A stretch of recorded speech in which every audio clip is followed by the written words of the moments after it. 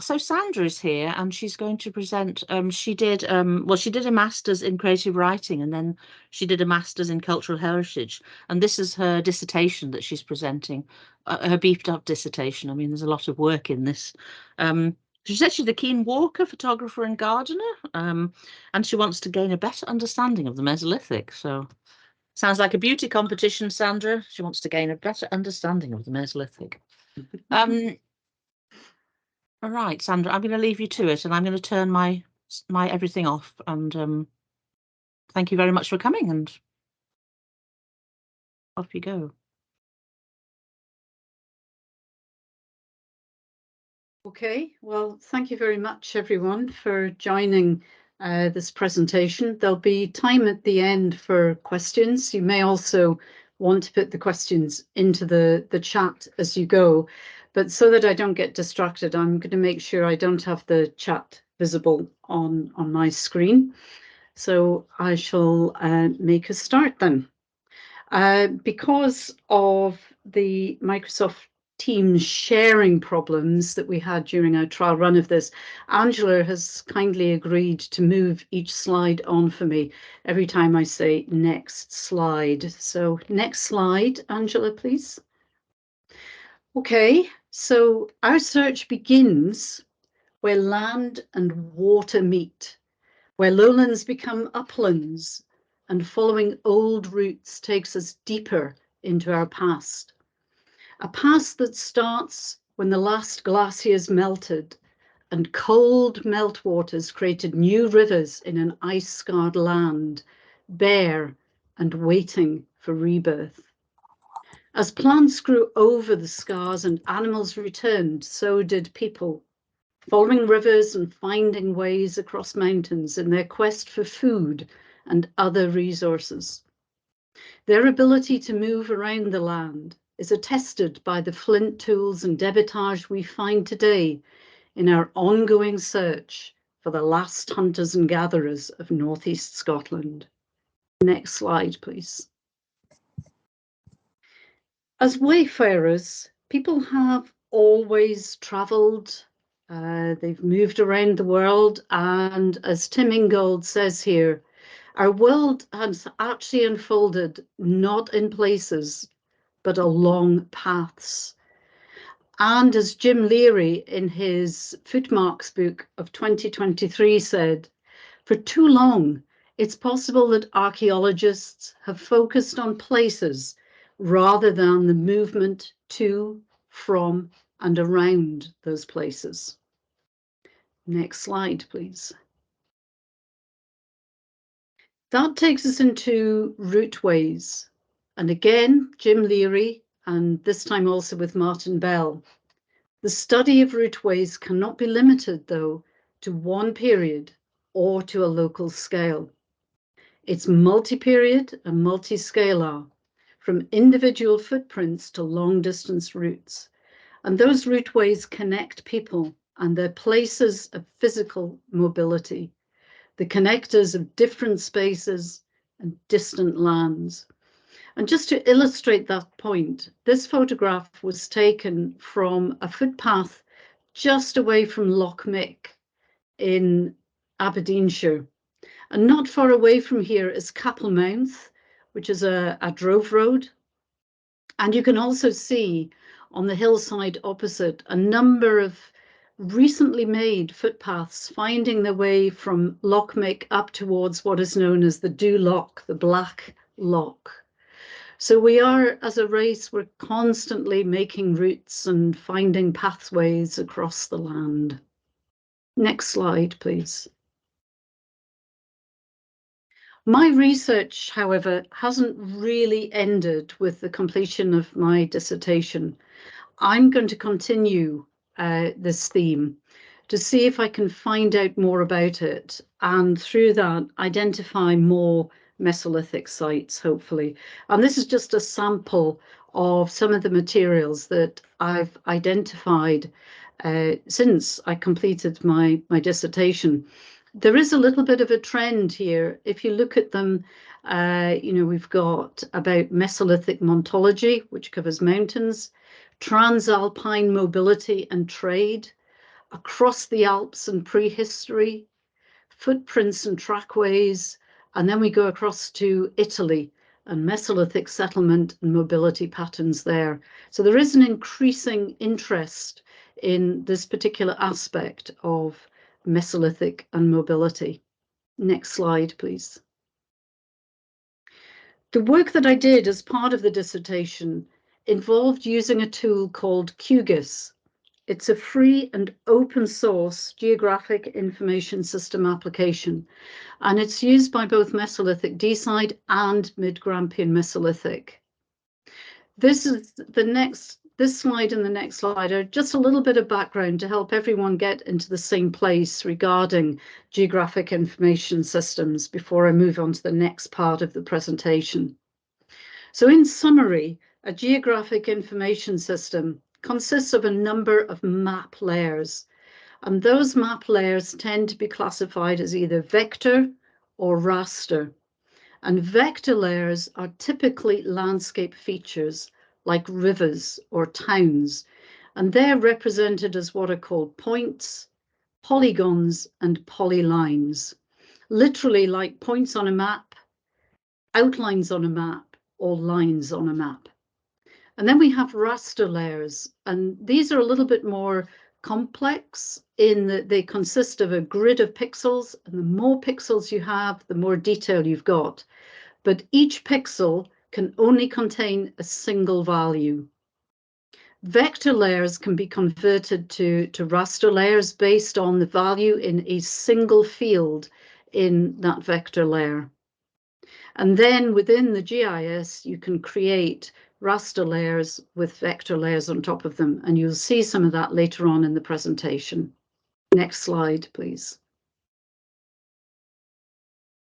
So as part of the dissertation, I created a proxy paleo environment. A little bit more about that will follow, with a drove road layer as representative of the routeways that I mentioned earlier on. Also a layer of historic environment records, with specifically the Mesolithic and prehistoric period uncertain selected.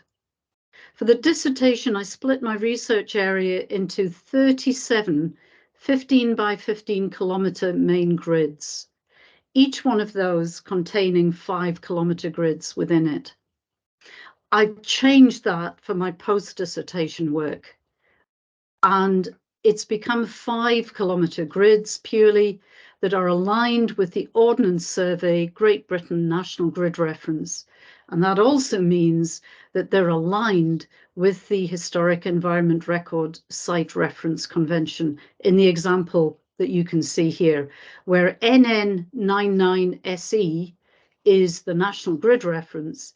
And then you see we have 2 historic environment records mapped into that square against what is in fact the River Dee. All the QGIS images that you see on the following slides are displayed at the scales and the magnifier and the national grid system that's referenced on this slide. Next slide, please. These were my main, well, in fact, they were my data sources. So Ordnance Survey, the wonderful free to download OS Open Data downloads, the National Library of Scotland, in particular the first edition OS maps, the James Hutton Institute, the British Geological Society, and BritIce, which was used for the glacial data.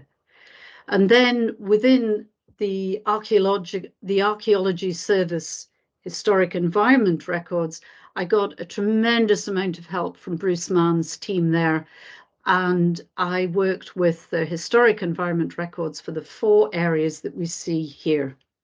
Next slide, please.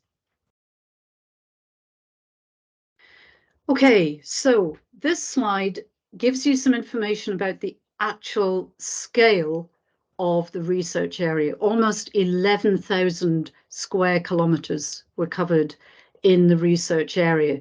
And that goes back to this whole idea I mentioned right at the beginning of the presentation regarding the multi-scalar, long distance type of routes. What you're seeing on the right-hand side of the screen is your first glimpse of a QGIS map. And this actually contains 5 layers. So the first layer is the coastal outline. The second layer are the main rivers and their tributaries that you can see.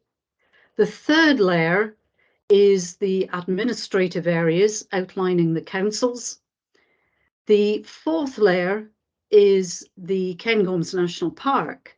And then the fifth layer is the 5-kilometre grids. So we've got 5 layers all brought together into one area.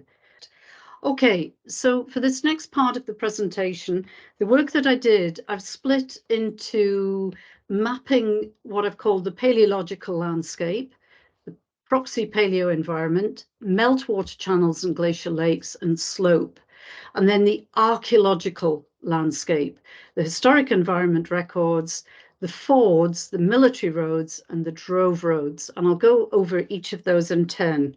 Next slide, please. So first of all, as I say, the paleological environment. So next slide. And we begin with information that I took from the British Geological Society. Now, what I've done here is I've begun to create my paleo environment by looking at what are called superficial onshore deposits. Historically, they were called drift. And these are the youngest geological deposits, the most recent ones, and the result of natural processes like ice, wind, and water. So they're the ones that inevitably have evolved post the last ice age. And I took all of those records and I allocated them Pleistocene or Holocene. Holocene being the last, say, 12,000 years. So you typically would find things like peat as a Holocene deposit within that. But if you actually were to look at this map, you'll see that there's not that much of Holocene superficial deposits compared to the slightly older Pleistocene ones, which are roughly 2.5 million years to about 12,000 years ago. So that's our first layer for our paleo environment. What did the glaciers leave behind? Next slide. Our next layer for the paleo environment is taking those deposits and breaking them down into the number of materials that each deposit consists of. So you can see there's a lot of the areas where there is only one material. That typically is what is known or referred to as till or diamicton. Please don't ask me in the chat what diamicton is. I'm not a geologist. I'm simply trying to create an environment from geological information to the best of my ability. So one material, typically till, but may also be peat. You tend to find that where there are coastal areas, high mountain areas or rivers, there are more materials in the superficial deposits. Typically, these are sand, gravel, silt, and clay. And my assumption here has been in creating the environment with mobility in mind, that the more materials there are, the more difficult it is likely to be to cross that particular environment. Next slide, please. The next area that I took a look at was soil coverage. Modern soils in particular, are formed from earlier vegetation cover, so they can start to give us an idea of what a past environment may have looked like. For example, brown soils on the map you see here were formed originally from broad-leaved woodlands. And you can see that actually we have a reasonable amount of brown soil in our particular research area. But if you look at the legend in the bottom left-hand corner, you'll see that there's also a lot of, shall we say, montane or mountain areas where we find peat, immature soils. In other words, the soils are only recently forming, and also montane soils themselves. So we take our soils, next slide please, and what I've done here is I've now added together the epoch, the superficial deposit materials, and I've also taken the landforms and the soils. The landforms typically in the Hutton soil map are things like floodplain, upland with steep slopes, lowlands, valley sides. However, there are 84 different types of landform in the Hutton soil map. So I obviously had to do a little bit of consolidation. And what I ended up with really was relatively easier mobility conditions that I ranked with the deeper green, moving to the relatively harder mobility conditions ranked with the red and a higher value. Next slide, please. Add all of these together, the epoch, the materials, the landforms, and the soils. And what I've got is the nearest I can get at the moment to a likely paleo environment against which to map Mesolithic sites and flints. Now, the relatively easier mobility conditions here are going to come from the Pleistocene deposits, one set of material, typically floodplains where the vegetation was very easy for people to move through. And interestingly enough, you can see that throughout all of this, if you think back to the soil map, our areas of green are staying more or less the same, particularly the dark green. The lighter green is very clear to pick out from that where, for example, the River Dee is. The darker green, just up above where the River Dee is along the River Don. And then down towards the bottom of this map, we've got the South Aberdeenshire, the How of the Mearns, and down into Angus. And each area is slightly different to the other in terms of what we find when we begin to plot the Mesolithic sites. Next slide, please. But in the paleo landscape, I mentioned that I also wanted to plot meltwater channels and glacial lake deposits. And these are taken from the BritIce data set. This is quite an intriguing one, a bit difficult to see at this level. There's quite a lot of meltwater channels. So this is potentially where we might also be able to find settlements, or at least sites.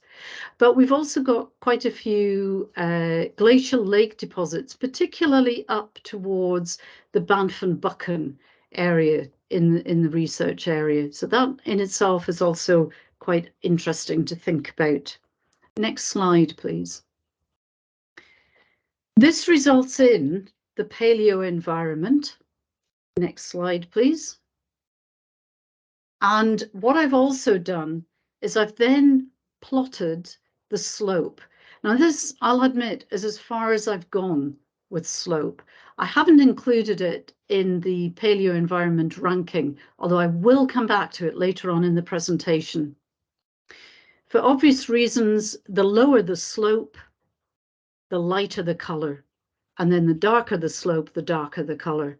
And you can see that in a lot of the Cairngorms areas that I pointed out a little bit earlier on as montane areas, you can see where we're starting to get quite steep slopes, but we've also got passes beginning to emerge in terms of the Cairngorms in that sort of reddish blob on the left-hand side, and then a little bit below them in terms of the likes of Glen Clover, heading towards the Angus area. Next slide, please. So that's our paleological environment. We're now going to layer on top of that. We're going to start layering the archaeological landscape. Next slide. And this is our paleo environment with our historic environment records, where the historical period includes Mesolithic.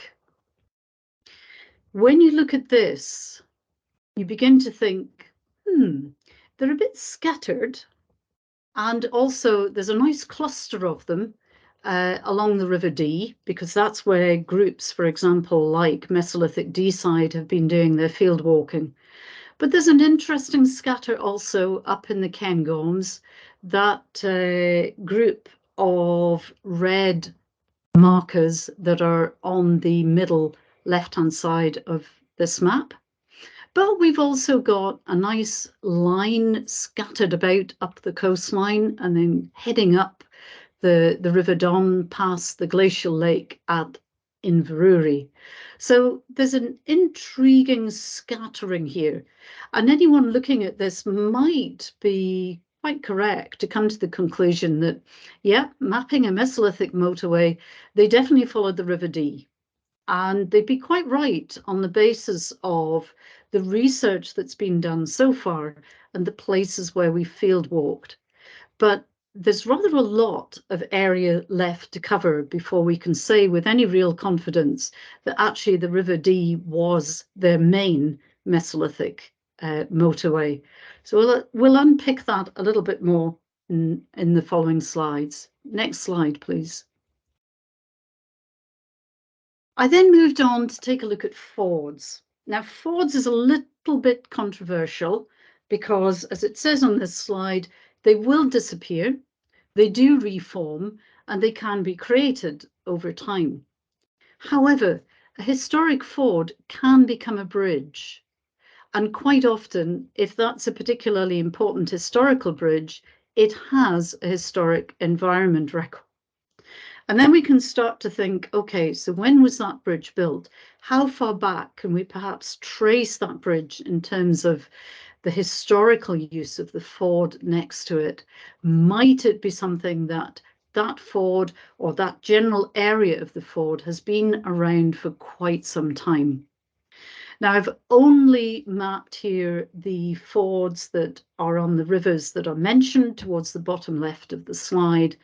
And I did use the National Library for Scotland first edition OS maps in order to be able to provide some kind of rigour to the fords that were around approximately towards the end of when the drove roads were being used.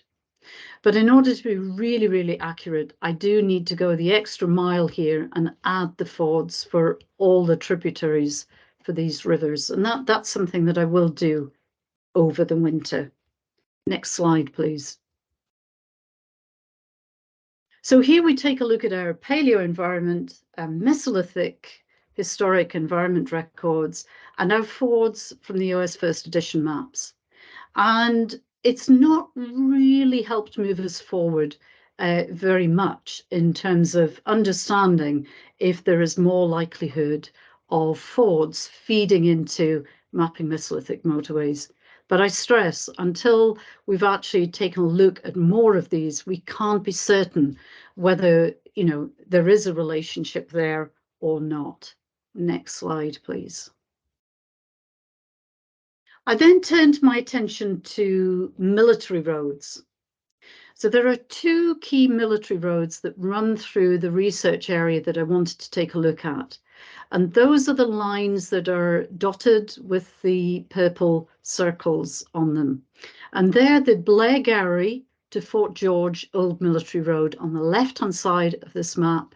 And then more towards the middle, you've got the Fettercairn to Fochabers Old Military Road. Down in the Angus area, you've got these semicircles that represent quite a large amount of Roman and Roman camp activity in that area. So on the next slide, please, we can see if we're any closer to mapping our Mesolithic motorways or not. Interesting enough, we can now see that there's a couple of clusters, particularly to the left of the River Dee group, that do appear to be aligning themselves, perhaps with a military road.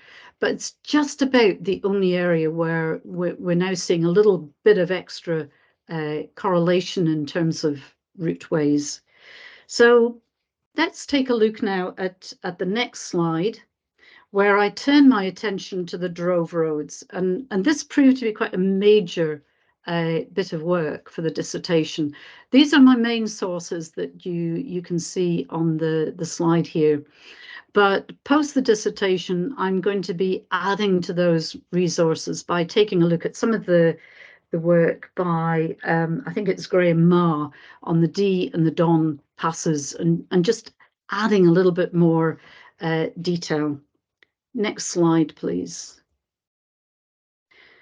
I wanted you just for a minute to have a think about what a former drove road route might look like in a mountain or our equivalent of a mountainous area. And this is actually the general site of a former drove road route in the Cairngorms. It's in Glenderry, and we're looking towards the Larrigon Lea, which is a drove road pass.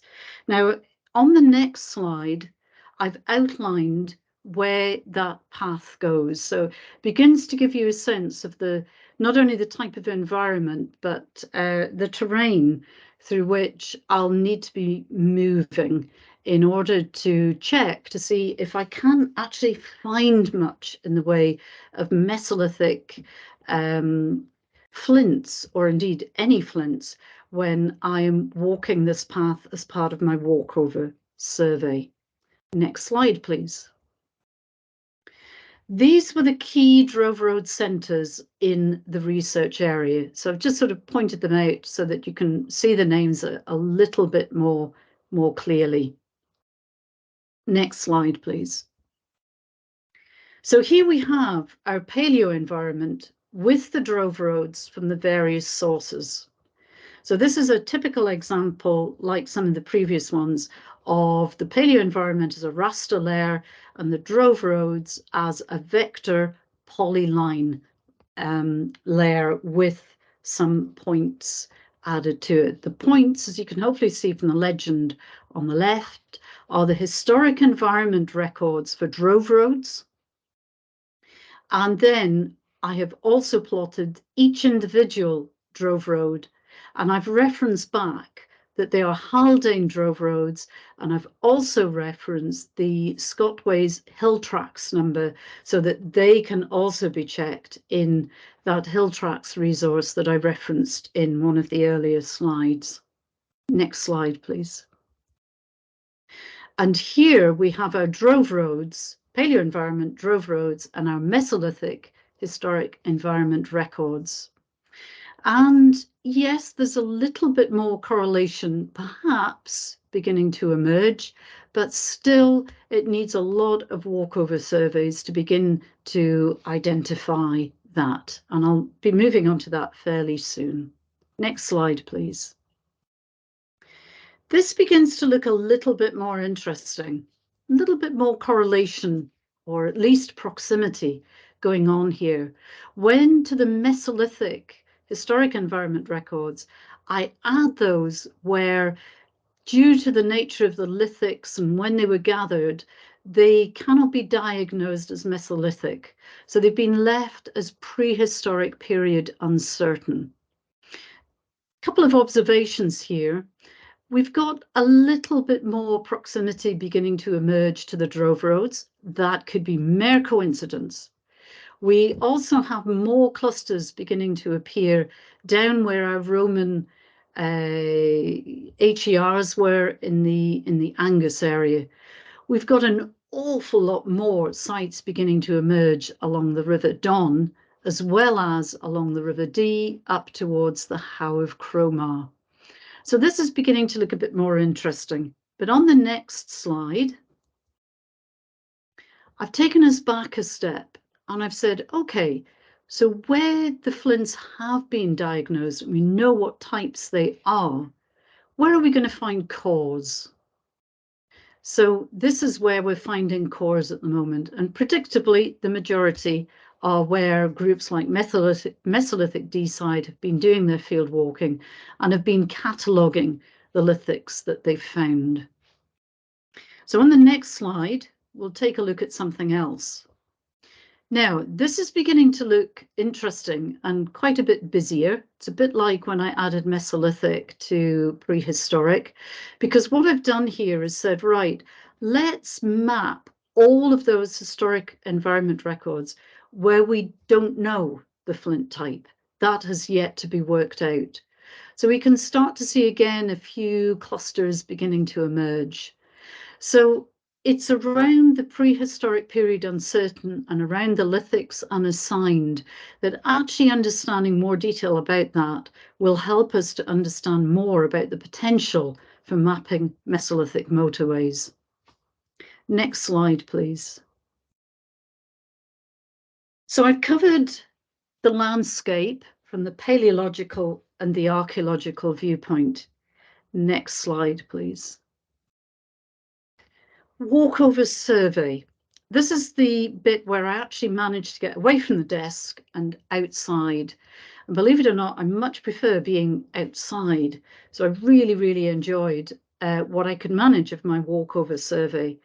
But it did get a bit squashed because in May, I came down with COVID and it took me well over 3 weeks to recover from it.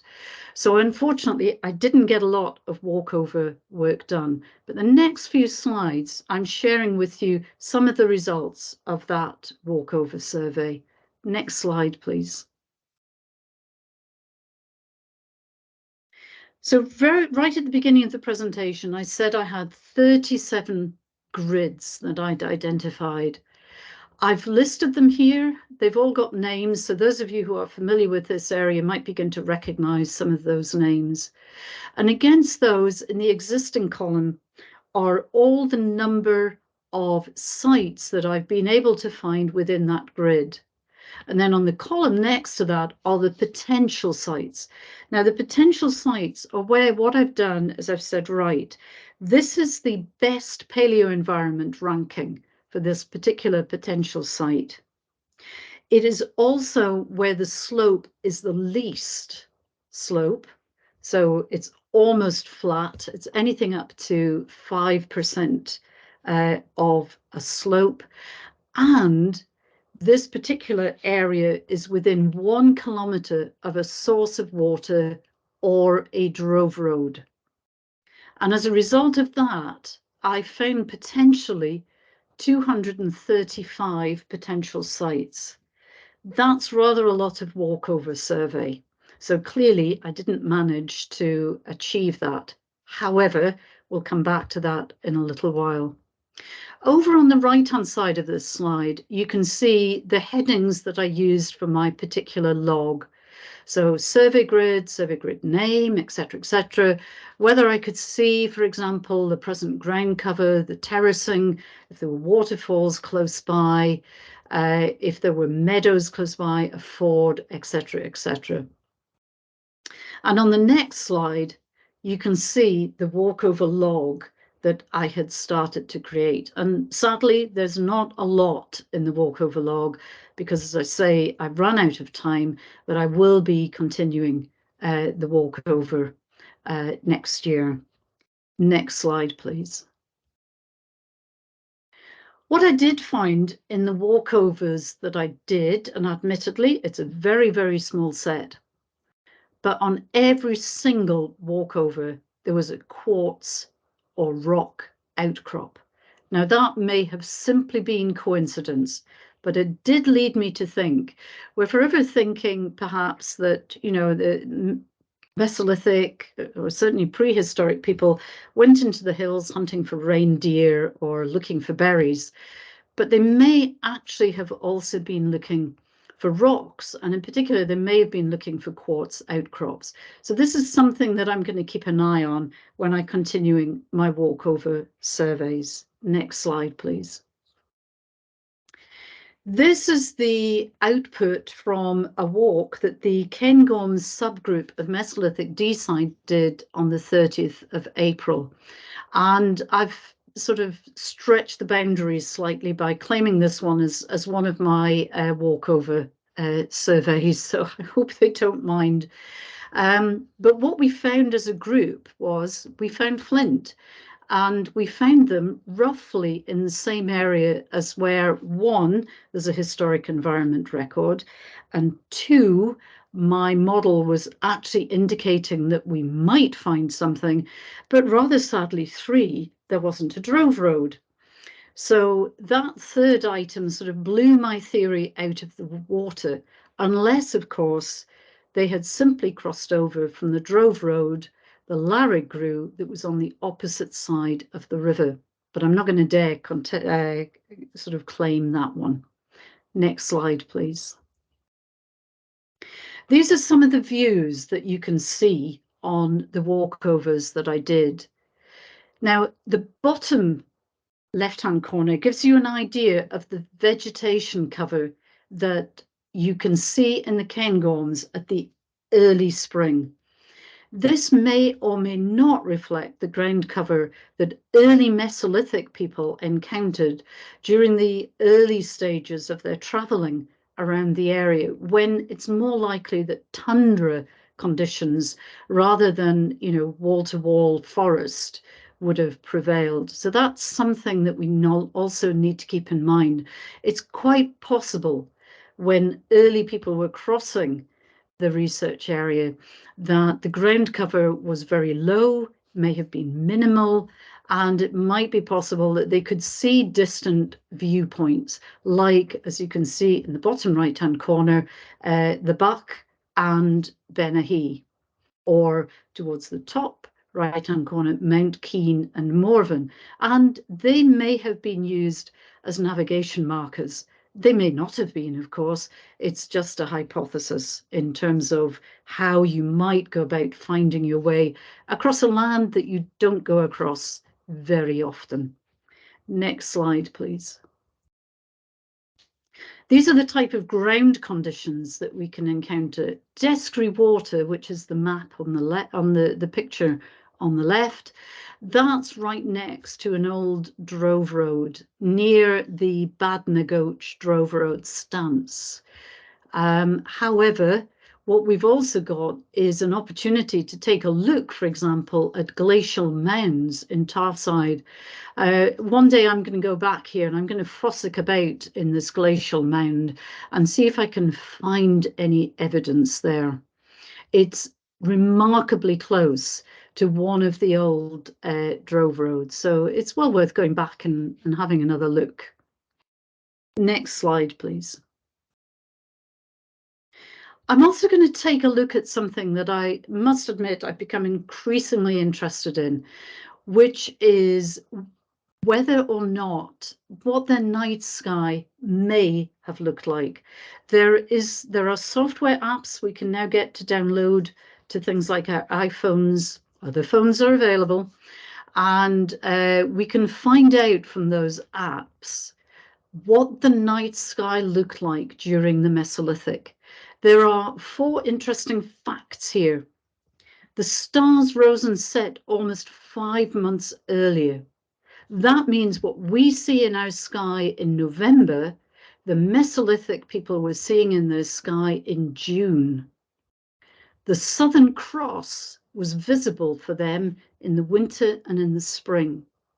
Of 9 circumpolar stars, and they are listed in the book on the left of this slide, only 6 are now visible. And Orion and his dog, Canis Major, were not visible at all. So the legend around Orion and the hunter and his dog certainly didn't come from the Mesolithic in this part of the world, because they wouldn't have seen Orion at all. And these are all interesting facts to keep in mind when we're thinking about navigation. Next slide, please. This is an example taken from my iPhone and the app that I have of the Mesolithic night sky looking north in Tarside, set for the summer solstice. What I'm planning to do with my future walkover surveys is I'm going to do this for every single location. I'm going to do it for the summer and the winter solstices, north, south, east and west, so that I can build up that map of what the Mesolithic night sky may have looked like. It may have informed their motorways. We won't know until we've had a look. Next slide, please. So there will be a walkover survey. It will be in 2024 and probably beyond, and it's post-dissertation. And there will be challenges. it's going to be, I know a lot of people are getting excited because we've got snow in the forecast, and there's definitely snow in places like Glenlouis in the Cairngorms at the moment, but you can't see the lithics if the ground's covered with snow. So weather is going to be a bit of a challenge. Ground conditions also, you've seen in some of the earlier slides that the vegetation cover, and even by the side of footpaths, it can be difficult to spot these things. We've also got lost drove roads. Some of them have vanished under buildings. They've vanished under cultivated land. And I do want to go back and totally validate the provenance of the drove roads that I've mapped. However, there are opportunities. I can start to refine the methods because I no longer have the pressure of the dissertation timescale to work to. I can do my field walking at leisure, and I can also tie in with the field walking programs of Mesolithic Deeside and mid-Grampian Mesolithic. So I'm going to be particularly interested in field walking where there are fields where I know there are lost drove roads, because that's an ideal opportunity then for me to try and correlate the two. I really would need to start getting involved in cataloguing, in looking at those unassigned lithics and starting to think about, so, I mean, I think I could guess what a core is. I think I've got enough skill now to do that, but I would certainly struggle to identify, I don't know, a blade from a flake at the moment. So, you know, there's a lot more to be learned in that area. Next slide, please. So these are the areas I've chosen to take a deeper look at. Every single one of them is a drove road. Every single one of them is close to areas where we've previously found lithics, but we definitely haven't found them so far. So the Cabrac, the Ladder is one area, the Tomintoul and Glenlivet area, the Cairngorm passes beyond where those sites have been found. The Capelmouth, which I've already mentioned, this is the one that's going from Deeside south, and the Fungal and the Firmouth, which again take us from Deeside south. So that's the area I'm going to be taking a look at next year. Next slide, please. And this is the first area only in a little bit more detail. So you can start to see more closely, for example, where the sites are in relation to the paleo environment and in relation to the drove roads. The drove roads being the green lines that are following the rivers here. Next slide, please. I did say we'd come back to slope. This is what the slope looks like here. Yes, it's very steep areas, but the passes begin to look a little bit more obvious when you're looking at the slopes at this level, and you begin to understand why the drove roads went the way that they went. And that's why I want to go further and further back into the histories of these routeways and see if we can prove a more direct link between the mountains, the passes, the drove roads, and the Mesolithic. Next slide, please. And I'll also be taking a look at satellite images. This is a Bing satellite image. It's referencing one of the grids that I mentioned right at the beginning of the presentation.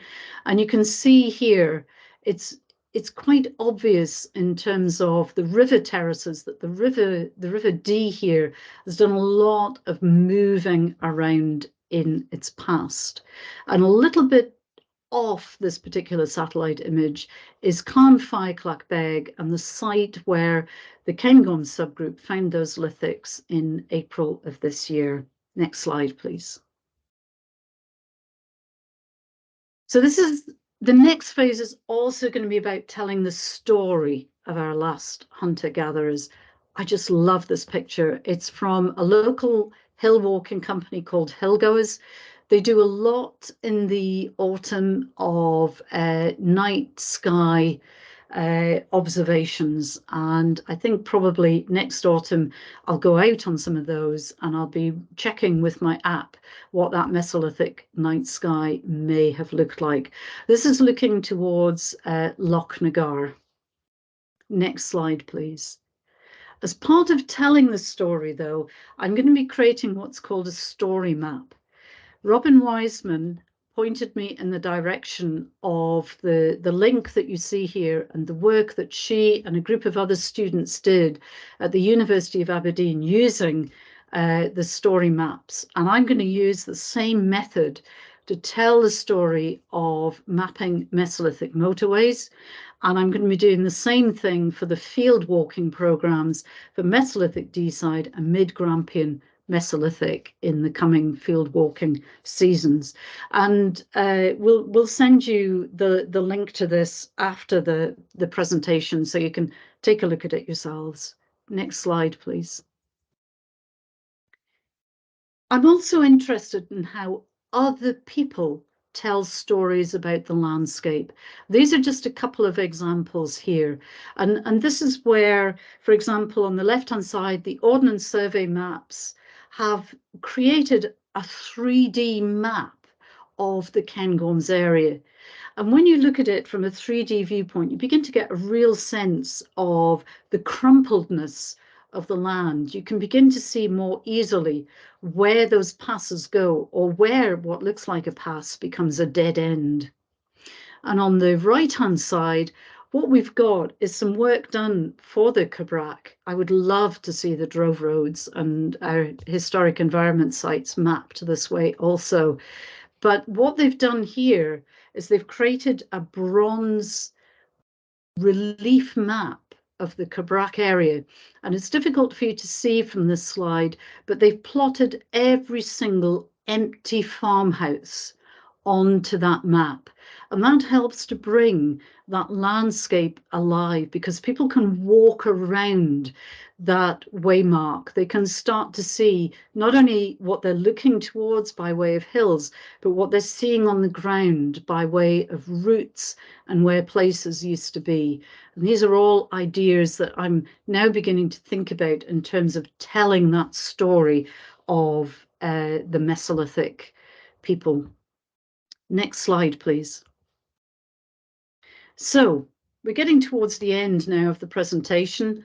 And what I'd like to start doing is to begin summing up a little bit. So in 2024, I'll do my field walking. I'm going to visit museum collections. I'm going to extend the GIS model. I want to add springs as well as meltwater channels. I'm not going to add every single place name. I want to add the place names that relate to what are called hofs and dales. Dales is the Scottish Gaelic for meadows, and hofs, or hochs, I guess they're sometimes referred to, they're Scots for meadows. And they're going to be places where not only the drove roads have been, because after all, you need to feed your cattle on a drove road, but they're also potentially sources of rich vegetation. So I want to add them. And I'm also going to take a look at Neolithic and hill forts.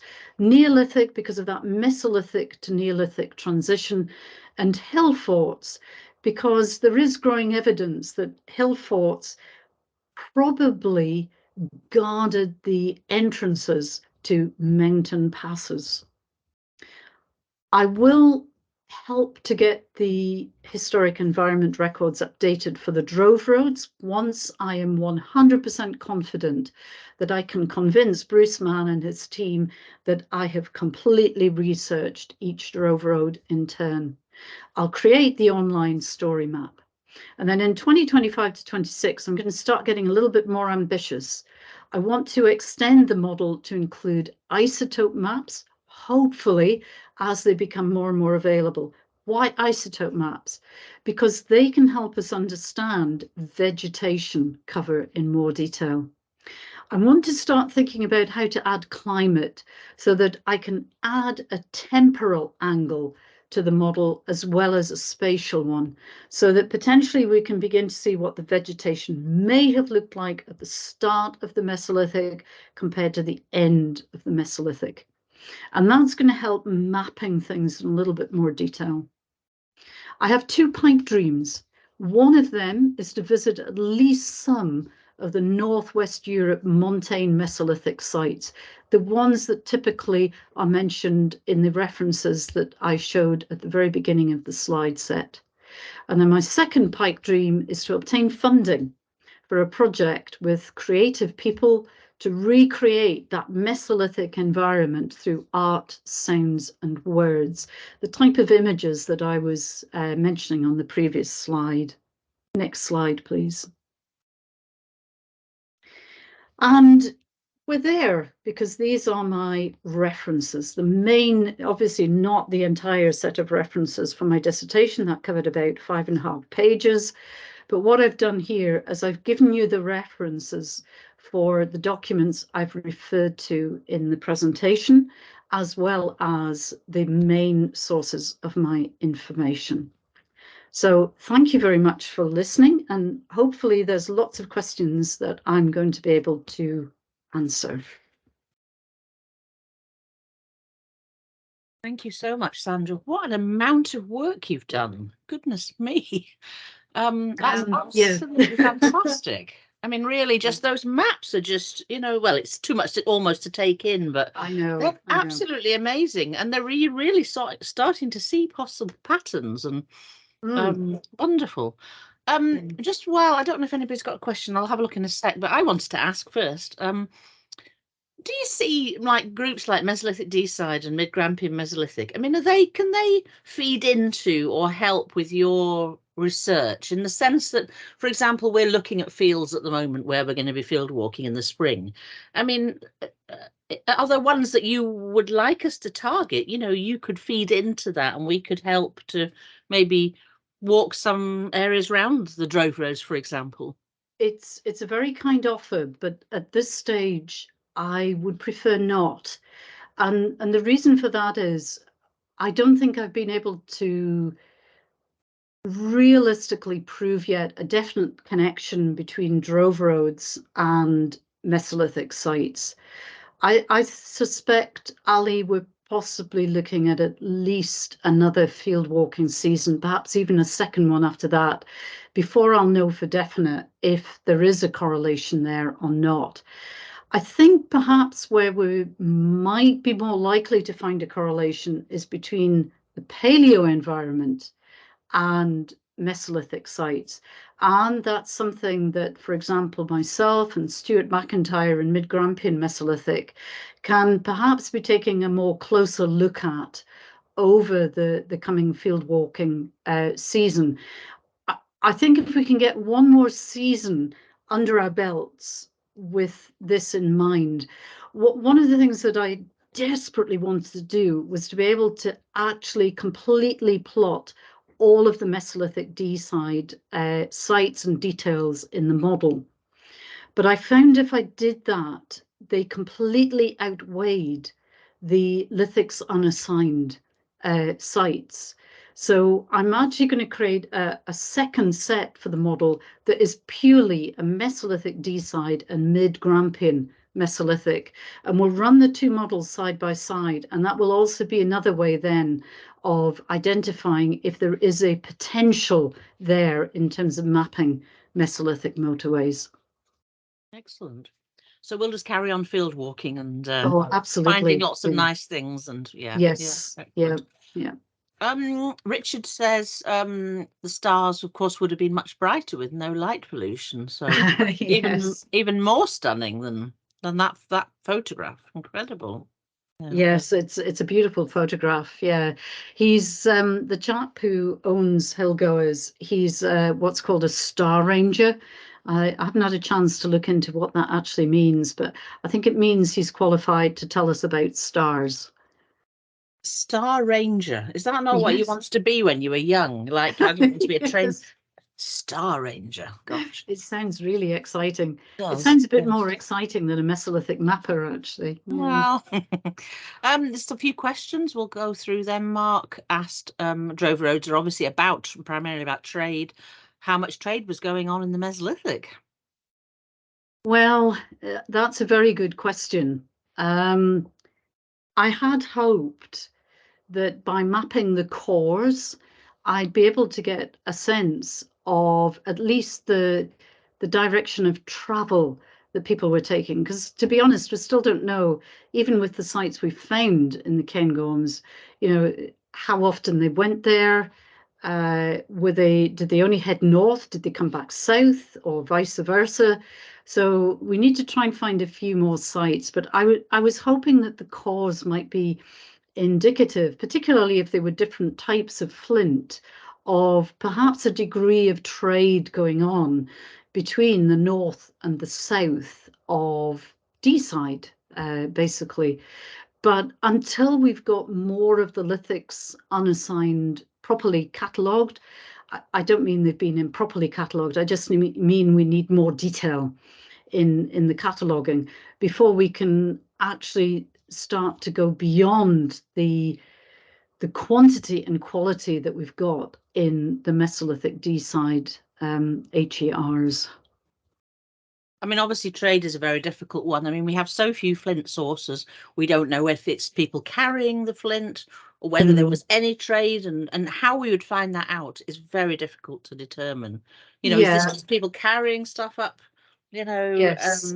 And I think, to be honest, if I found a piece of pitch stone near White Bridge, which is in the Cairngorms, and we were able to prove that it was in a layer that was definitely Mesolithic, I would say, aha, they were trading pitchstone, because we know that pitchstone comes from, I think it's Arran, and therefore potentially the only routes they could have used to get pitchstone to White Bridge would have been the Glen Tilt Drove Road route, which again is a mountain pass, or down from the Moray Firth. So they could have gone up the Speyside route and then down from the Moray Firth to White Bridge. So as you quite correctly say, Ali, we're needing something a bit more non-flint, shall we say, and pitchstone would be the ideal one, because we know that is definitely from Arran. Eileen's asked, have you been able to access pollen records from places such as Dinnet and other lochs in the northeast in order to feed into the vegetation record? The answer is yes and no. The reason why I'm saying yes and no is I am gradually building up my own understanding of the pollen records that are available. Interestingly enough, in the Cairngorms area, student PhDs had done pollen coring near Linn of Dee and also near the two sites in Glengeldy. So I was able to know definitively from those that, for example, there was definitely birch trees in that area. There was quite a lot of herbs and grasses, but there were also Scots pines. There's this kind of narrow window between the early Mesolithic, when trees started repopulating the land and it was still reasonably dry, and then kind of mid to late Mesolithic it began to get a little bit wetter, and the Scots pines as a consequence began to give up a bit, and you can see that in those pollen records. And that's why I want to be able to take a look at the climate in a bit more detail, as well as the pollen records that I have been able to find. This is actually a related question. Ian's asked, you touched on it with the isotopes, but he's wondering how much the likely tree cover through the Mesolithic would affect your results. Yes, again, that's where more work is needed in terms of the vegetation cover and in terms of the climate. The argument that I'm potentially working my way towards is that The routes through the mountains may have been discovered reasonably early in the Mesolithic. It's very likely then that the vegetation conditions, as I mentioned, were not wall-to-wall forest, because a lot of people have said, they would have stuck to the rivers because it would have been heavily forested and the rivers would have been a lot easier to move around. And they may well prove to be our Mesolithic motorways, the rivers themselves. I'm definitely open to that argument, but I caveat that argument by saying, so what did they do when they ran out of river and they found themselves facing a mountain pass? Did they necessarily just say, oh, well, and head back down the river again? Or were there enough of them interested enough to say, well, let's go up to that pass over there, the one that's to the left of the pointy mountain, and see if we can find something there. Let's see if, that's where the reindeer ended up. Because after all, if they were hunting resources like reindeer, it's quite likely that the reindeer would have crossed the rivers at some point. They certainly wouldn't have swum down the rivers, and they probably would have used mountain passes to get themselves around the mountain ranges. So I think we have to look at also the reasons why the Mesolithic may have been moving around. And we can't discount the fact that just like explorers today, there was the unusual person perhaps within the Mesolithic who just went out for a wander and ended up, right up the River Dee and crossing through Glengeldy. Charlotte's asked, how can you tell the mapping out routeways rather than more mapping out routeways rather than more permanent settlements? Well, that is a good question, because at the moment I am simply using the drove roads as a way of saying, let's see if these may or may not represent even older routes, particularly through mountain passes. If you start to think about, if you have a need to get, from east to west or north to south through the Cairngorm range in particular, the only way you're going to do it is going across the passes themselves. And that typically is where the drove roads tend to be. So whilst it's by no means yet a justifiable argument for drove roads, I am using the drove roads as, if you like, a center point from which I can look backwards. And when I say look backwards, what I'm starting to do is to take a look. I checked the drove roads against the OS First Edition maps. I'm now checking the roads against the maps from the 1700s. It gets harder when you go further back in time because the maps tend to be a bit more general, shall we say. But that's another reason why I'm wanting to start plotting the hill forts, because if the hill forts indeed were the means of guarding the entrances to important routeways and passes, then that could be another way of going further back in time. Undoubtedly, though, I need to find flints first. And in a way that can definitely be proven to be certainly Mesolithic, if not even earlier than that, in order to begin to prove if these drove roads, particularly through the mountains, were the means of travelling around the land. And Richard wants to know if there are any obvious routes to the flint source at Bodham. The answer to that is no.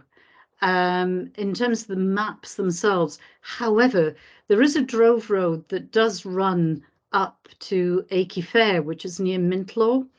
Now, I appreciate that that's more than a hop and a skip away from Bodham. But remember, I did mention about lost drove roads. So one of the challenges that we've got here is in a built environment and a cultivated environment, trying to find not only, drove roads, but even earlier routeways than that is going to be quite difficult. Having said that, Scotways did a heritage footpath project, and it's on the NLS Maps website. I haven't included it in my model because at the moment they don't provide the means of me being able to say, can I please just see what were previously considered to be drove roads? Or can I please just see what were considered to be coffin roads and things like that? So rather than put thousands of the maps onto the model and end up being unable to see the wood for the trees, I deliberately just put the heritage footpaths to one side. But that would certainly be something for Richard, for example, to take a look at, to see if there are local footpaths that might join a nearby drove road with Bodham, for example. Yeah, definitely. Dan says you're on the right track. I'm not sure that was meant to be a joke, but thank you, Dan. With the idea of them moving between resource centres, ethnographic evidence for contemporary hunter-gatherers is they move in a yearly cycle between such centres. Also, they were there long enough that after a few generations, they weren't likely as groups to be doing much of what we call exploring. Amazing and interesting piece of work. Thank you very much, he says. Yes, I mean, that's obviously all about this moving around. And again, we're trying to find evidence from our flints about them moving around as well. And it's very, very difficult to work that out, but it will, bits of information will come. Yes. I mean, to be honest, Ali, if, for example, there was a lot of detailed survey done of the footpaths and the Cairngorms and nothing was found, then we might begin to think, well, okay, perhaps the conclusion is they did have a single foray up there, took one look and thought, oh, well, we're not coming back here again, and concentrated their efforts further down the River Dee and the River Don and the River Eithne, because they were easier environments to move around and to live in.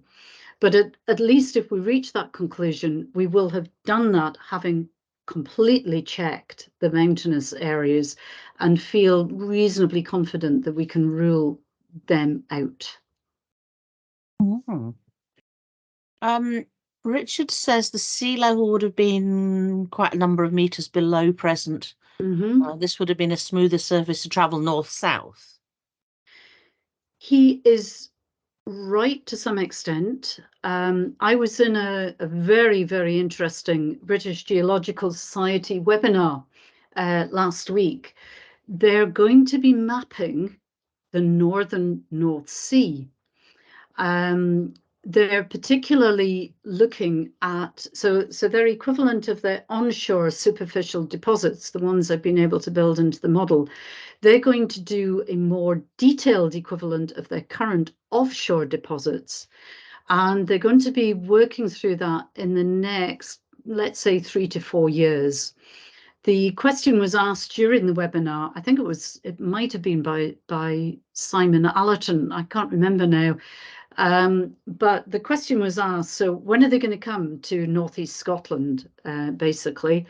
And they're going to be looking at the Moray Firth, and then they're hoping in 2 to 3 years' time to do as detailed a mapping of the northeast of Scotland as they have done for onshore. And that will be really, really interesting. Richard's right, the sea level could potentially have been about 40 to 50 meters lower than it currently is now. That said, there are certain areas in the northeast of Scotland where we've got quite steep cliffs. So if you think of the area near Muckles, for example, in Newton Hill, that's quite a bit different to the area near St. Cyrus, Lunan Bay, or up Many Links and by Sands of Forby.